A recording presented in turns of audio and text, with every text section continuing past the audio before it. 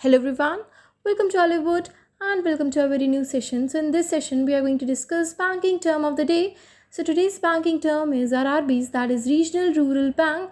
So आज हम जानेंगे RRBs के बारे में, RRBs के क्या फंक्शन होते हैं, कब स्टैब्लिश हुए, क्यों स्टैब्लिश हुए, क्या ऑब्जेक्टिव था एंड सभी कुछ उनके लिए जो भी इंपॉर्टेंट है आपके एग्जाम के पॉइंट ऑफ व्यू से वो सभी हम डिस्कस करेंगे आज के सेशन में। एंड साथ ही साथ आपके लिए होमवर्क भी है जिसका आंसर आपको मुझे कमेंट सेक्शन में बताना है। सो वीडियो को एंड तक देखिएगा ताकि आपसे वो क्वेश्चन मिस ना हो जाए। सो वीडियो स्टार्ट करने से पहले अपने चैनल को सब्सक्राइब नहीं किया है then do subscribe it and hit the bell icon. So first यहाँ पे दिया हुआ है कि आपके आरआरबीज यानी कि रीजनल रूरल बैंक्स कब स्टैब्लिश हुए। तो रीजनल रूरल बैंक्स आपके 1975 में स्टैब्लिश हुए थे।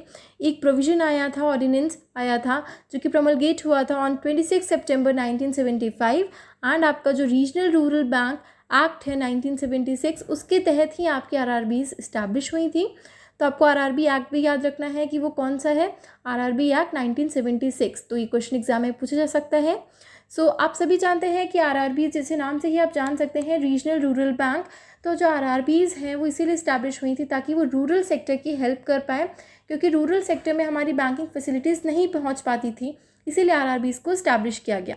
ठीक है, अब बात आती है कि आरआरबीज़ आपकी किसके रिकमेंडेशन पे इस्टेब्लिश हुई थी, ये भी क्वेश्चन एग्जाम में पूछा जाता है। सो आरआरबी इस्टेब्लिश हुई थी on the recommendation of Narasimhan committee. तो नरसिम्हन कमेटी आपको याद रखनी है, उनकी ही रिकमेंडेशन पे आपकी आरआरबीज़ सेटअप हुई थी। ठीक है, अब बात आती है कि आरआरबीज़ आपकी किस तरह से वर्क करती हैं। तो जो आपकी आरआरबीज़ हैं ये तो सभी जानते हैं कि गवर्नमेंट बैंक्स हैं एंड ये ऑपरेट करती हैं रीजनल लेवल पे, यानी कि स्टेट वाइज ये वर्क करती हैं। हर स्टेट की अपनी अपनी आरआरबीज़ होंगी, डिफरेंट आरआरबीज़ होंगी।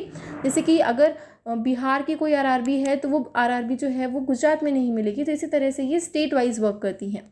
ठीक है, अब बात आती है कि जो आरआरबीज़ है उनमें परसेंटेज किस तरह से डिवाइड है, स्टेक किस तरह से डिवाइडेड है। तो यहाँ पे आपसे देख रहे हैं कि 50% जो आपका स्टेक है वो है सेंट्रल गवर्नमेंट का, 35% स्टेक है आपका स्पॉन्सर बैंक का एंड 15% जो स्टेक है आपका वो है स्टेट गवर्नमेंट का।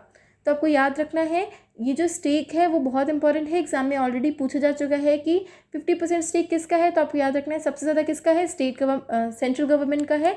फिर उसके बाद आपका 15% है आपका स्टेट गवर्नमेंट का एंड जो 35% है वो आपका स्पॉन्सर बैंक। अब स्पॉन्सर बैंक किस तरह के होते हैं, जैसे कि आप देखते हैं कोई भी आरआरबी होती है जो उसका स्पॉन्सर बैंक होगा वो आपको कौन देखने को मिलेगा, पीएसबीज ही देखने को मिलेंगी। ठीक है, तो ये होती है स्पॉन्सर बैंक।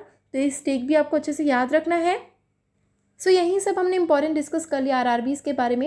अब बात आती है कि आपका होमवर्क क्या है। तो आपको मुझे कमेंट सेक्शन में बताना है कि प्रेजेंट में आपकी कितनी टोटल आरआरबीज़ हैं, वर्किंग कितनी आरआरबीज़ हैं, वो आपको मुझे उनका जो नंबर है वो मुझे कमेंट सेक्शन में बताना है, क्योंकि ये वेरी करता रहता है तो आपको मुझे बताना है। ठीक है, सो आई होप ये सेशन आपके लिए यूज़फुल रहा होगा। सो अगर ये सेशन आपके लिए यूज़फुल रहा है then do like this session, share कीजिएगा अपने फ्रेंड्स के साथ में एंड कमेंट सेक्शन में अपने रिव्यू ज़रूर दीजिएगा कि ये सेशन आपको कैसा लगा। एंड अभी तक आपने चैनल को सब्सक्राइब नहीं किया है then do subscribe it and hit the bell icon. Thank you so much.